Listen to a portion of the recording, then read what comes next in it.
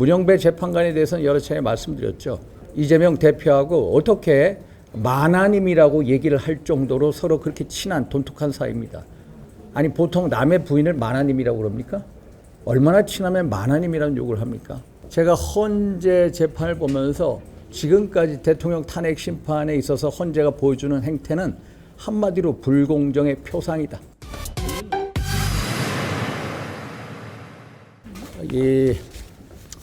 어제 마은혁 후보자 임명을 안 한 게 소위 말해서 부작위, 헌법재판소 재판관으로 임명을 안 한 최상목 대통령 권한 대행의 부작위가 우연이냐 아니냐, 소위 말해서 국회의장 개인이 청구한 권한쟁의 심판에 대해서 2시간 전에 헌법재판소가 돌연 연기를 하였습니다. 이유는 제가 말씀드린 대로 일단 국회 의결을 거치지 않았다. 헌법 111조에 보면은 헌법재판관은 9인으로 구성이 되는데 대통령이 3명을 임명을 하고 국회의장이 아닙니다. 국회가 3명을 선출을 하고 그리고 대법원장이 3명을 지명하게끔 되어 있습니다. 그래서 국회 의결 절차를 거치지 않은 것을 뒤늦게 알고 헌재가 결국에는 2월 10일로 변론 재개 요청을 받아들인 것으로 봅니다. 그래서 제가 헌재 재판을 보면서 지금까지 대통령 탄핵 심판에 있어서 헌재가 보여주는 행태는 한마디로 불공정의 표상이다. 국민 눈높이에 전혀 맞지 않는다. 가장 공정해야 할 우리 법의 최후 보루가 가장 불공정의 상징같이 보여주고 있다. 그래서 이 모든 문제에 대해서 가장 책임 있는 분은 문영배 헌법재판소 소장태행이다. 그래서 사퇴를 촉구하는 기자회견을 하게 됐습니다. 일단 제가 여러 가지 말씀드렸죠. 헌법재판소 32조 재판 소추 이런 수사 중인 사안에 대해서는 기록을 송부를 요구할 수가 없습니다. 그런데 국회 탄핵 소추단이 송부 촉탁 요구를 받아들였다는 것, 그것도 문제고, 또 헌법재판소법 24조에 의하면은 공정한 심판이 안 될 때는 기피 신청을 하도록 되어 있습니다. 그래서 대통령 측 변호인이 정계선 재판관, 아까 말씀드린 대로 남편분이 대통령 탄핵 촉구 시국선언에 참여를 했고, 또 본인이 있는 공익법인이 김미수 국회 측 탄핵소추인단의 변호사하고 같은 법인이 있어서 이게 공정한 심판을 받을 수 없다라고 해서 기피 신청을 했는데 이것도 기각을 해버렸습니다. 사실 2번 다시 기피 신청을 할 수가 없습니다. 이제는. 그래서 우리는 문영배 재판관, 좀 전에 말씀드린 정계선 재판관 말고 문영배 재판관, 또 이미선 재판관 세 분에 대해서 스스로 회피 신청을 해라. 이게 공정한 재판을 받는 길이다. 이런 식으로 회피 신청 촉구도 했습니다만 지금까지 전혀 요동이 없습니다. 문영배 재판관에 대해서는 여러 차례 말씀드렸죠. 이재명 대표하고 어떻게 만화님이라고 얘기를 할 정도로 서로 그렇게 친한 돈독한 사이입니다. 아니 보통 남의 부인을 만화님이라고 그럽니까? 얼마나 친하면 만화님이라는 욕을 합니까? 그리고 그분이 2010년도 부산 유엔 공원에 가서 호주 병사 17살 호주 병사가 이제 우리 6.25 때 목숨을 잃은 걸 보고 전쟁의 방법으로 통일을 취재하는 이런 식으로 어떤 자유민주주의 수호했던 그 병사의 죽음에 대해서 폄하를 했다.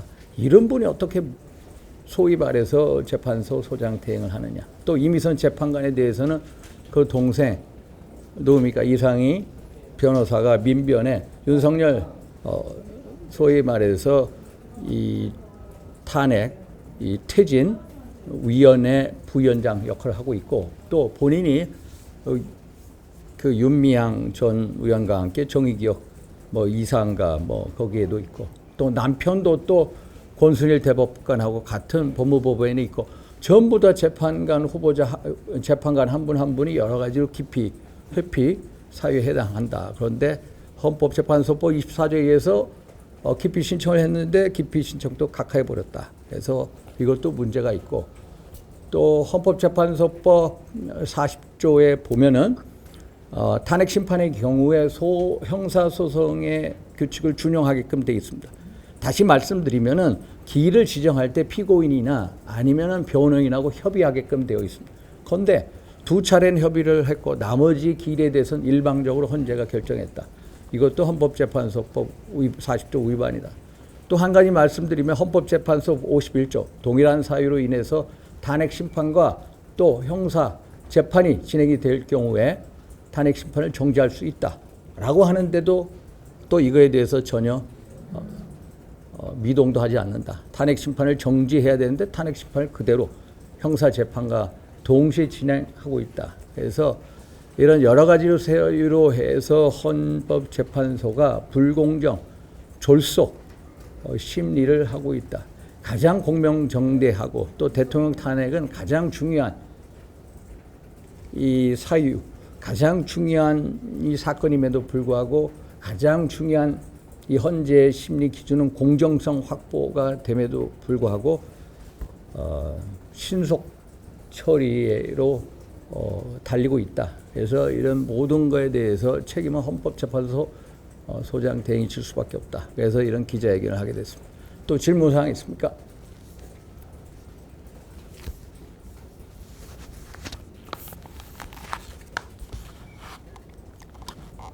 말씀 주세요.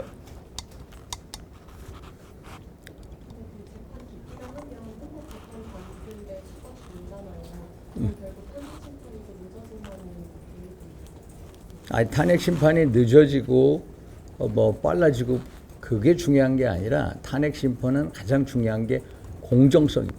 또 정책 중립성입니다. 미국 같은 경우에 1972년 닉슨 대통령이 워터게이트 사건으로 탄핵의 위기에 몰렸습니다.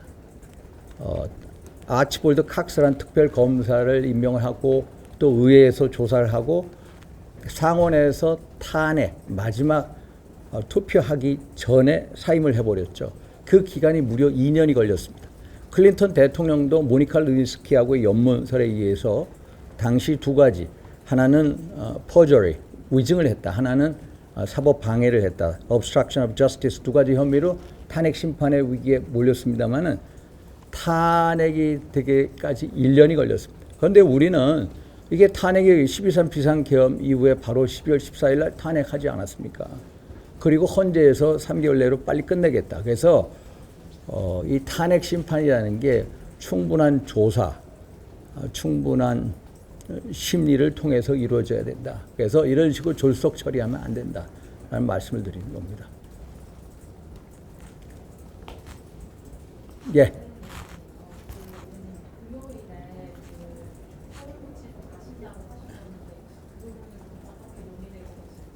지금은 서울구치소 가는 걸로 되어 있습니다. 금요일 날.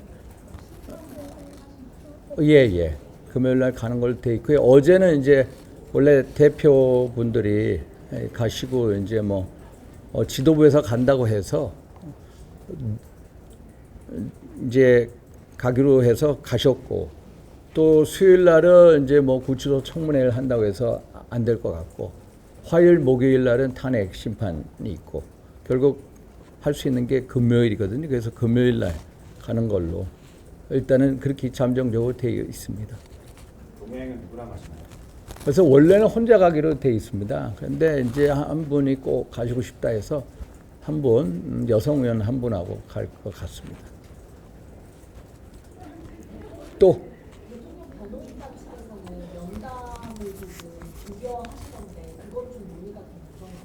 면담? 네, 면담 뭐 한가하게 뭐 접견을 할 수는 없을 것 같다는 취지로 언급을 그건 잘 모르겠습니다. 그래서 저는 이제 일단은 금요일 날 가는 걸로 알고 있거든요. 그래서 많은 분들이 지금 저한테 연락을 주고 계셔요. 가 뵈야 되겠다고. 근데 뭐 일부에서는 뭐 또 거기 왜 가냐, 뭐 무슨 중도층이 어쩌고 그런 얘기도 있지 않습니까? 그리고 그게 뭐 개인 자격으로 가느냐, 지도부 자격으로 가느냐. 아니, 개인 자격, 지도부 자격, 그게 무슨 의미가 있습니까? 정치 이전에 인간으로서 가봐야 되는 거 아닙니까? 아니 우리가 수석 당원으로 모셨고 또 우리가 또 우리 대통령으로 모셨던 분인데 한솥밥을 같이 먹었던 분인데 뭐 이것을 뭐 찾아뵙지 않는 게 더 이상한 겁니다. 당연히 찾아가 뵈야죠. 그런 거에 대해서 왜 떳떳하게 얘기를 못 하는지 모르겠어요. 저는 더욱더 저 찾아뵈야 된다. 그게 우리가 정치하는 인간된 도리 아니냐 이렇게 생각합니다. 그래서 저는 금요일 날 원래는 월요일 날 가기로 했다가 지도부가 가신다고 해서 저는 금요일 날로 가겠다라고. 몇 시에 가시는지 오전에 갑니다. 한 오전. 아침 일찍. 같이 가시는 분은 일단은 여성의원 한 분을 모시고 갈 것 같아요. 누구신지 이제 곧 알려줄게요. 또 질문사항 없습니다.